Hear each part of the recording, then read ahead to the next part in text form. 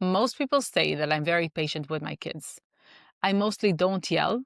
I never punish my kids. And I don't use bribes and threats and stuff like that with my children as well. And mostly they listen to me. But that's not because I'm some kind of superwoman. The reason is that I show up for myself so I can show up for my kids the way that I want to. In this episode, I'm going to share with you my 5 habits that I've adopted during the years that really help me be the parent that I want to be for my children. For those who are new here, my name is Efrat Amira. I'm a mom of 3 boys and a parenting coach. And I'm passionate about integrating the tools and wisdom that I have learned from my own personal and spiritual journey into the way that I raise my children and share those insights with you. You know, many of us parents, we yell, we threat, we punish, we say things and do things that afterwards we regret. But the thing is that instead of try to yell less or try to punish less, I want to pose a different question. Ask yourself, what in this situation is not working for me right now? Why am I yelling at my kids? What is not serving me in this situation?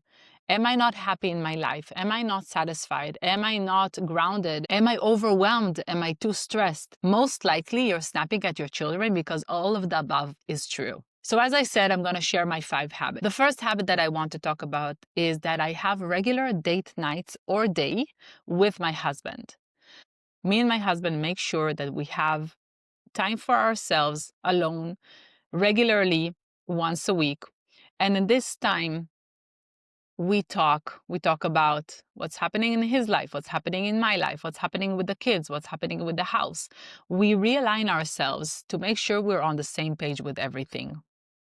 And of course, we make sure that we are intimate because the intimacy between couples has to be in a very high priority. Otherwise, there starts to be a disconnection. And I don't know about you, but when I feel disconnected from my husband, I just feel grumpy. I feel frustrated. I feel lonely, and I cannot show up the way that I want to with my kids.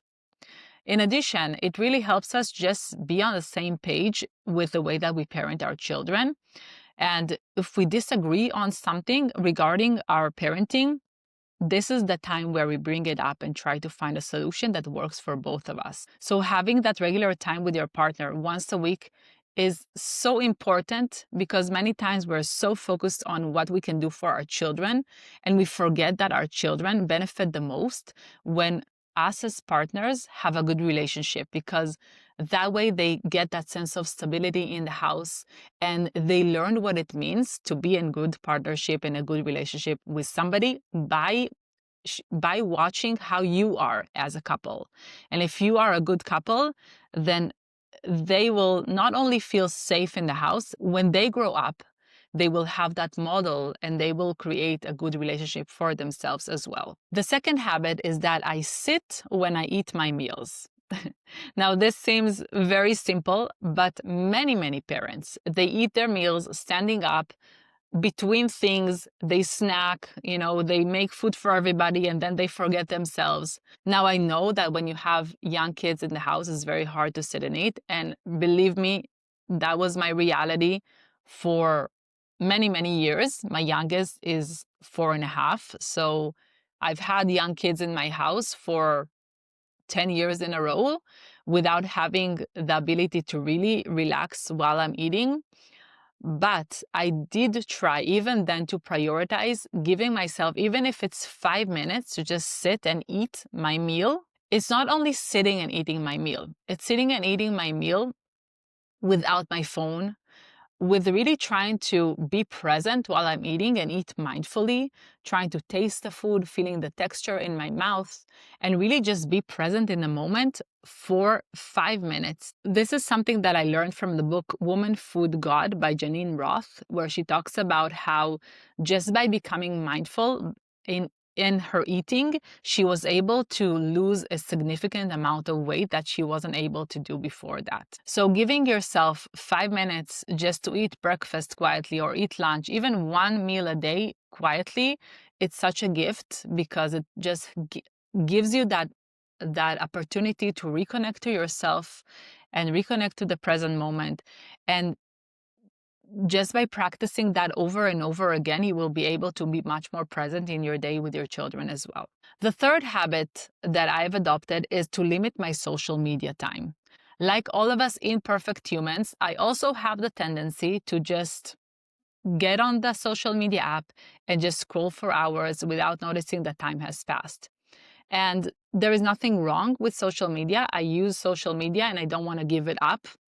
But as we know, it can be very addictive because that's exactly what it's meant to be. That the whole goal of the app is to keep us on it. So what I do is when I go on the app, whether it's Facebook or Instagram, I look at the time and I give myself 10 to 15 minutes to be on the app. And after that, I make sure that I close it. When I started to do that, I realized that I'm becoming much more efficient in my days. I'm able to finish the tasks and I'm just able to be more in the present moment with my children because I don't have all that distraction all day. I also make sure that I don't go into the social media more than once or twice a day. That's also something that is really helpful because if you're always kind of like checking social media and having it on your mind all the time, it's going to distract you for what's actually important, which is your home, your kids, your work, your husband, your community, whatever is really important for you in life. Without noticing it, when we stay on social media too much, and this is true for us and our kids, because we've just been swept with the hormone dopamine without working too much for it, after we turn off the phone, we get to the state of dopamine deficiency and we feel unmotivated, we feel less energetic, we feel bored, and we might even feel depressed. So in that state, it's going to be very hard for us to be attentive to our kids and show up the way that we want to for them. The fourth habit that I want to share with you today is that I start every day with yoga. Now, this is a habit that I've adopted when I was pregnant with my middle child about 8.5 years ago. And this really transformed my life. What I do every morning, I wake up, I go and pee, and I step on the yoga mat without doing anything, without even thinking about it. And I practice for between 20 to 30 minutes. Sometimes it's a very easy practice of just stretching and waking up my body. Sometimes it's a little bit more intense practice. Depends on how I feel the same day. This habit just made a huge difference in the way that I am in my day-to-day life, in the way that my body feels. And for me, when my body feels good, when I feel strong and my body isn't hurting and aching and is not tight, I'm just more patient with my kids. I'm a nicer person to be around. So this is another habit that makes me show up best for my kids. I'm actually planning a completely different episode where I'm going to talk about specifically how yoga helped me transform my parenting. So stay tuned for that. If you don't want to miss that one, make sure you subscribe to this channel so you'll get a notification when that comes out. The fifth habit that I wanted to share with you today is that I read every day something that inspires me. This is a habit that I've adopted when I decided to homeschool my kids about 8 years ago.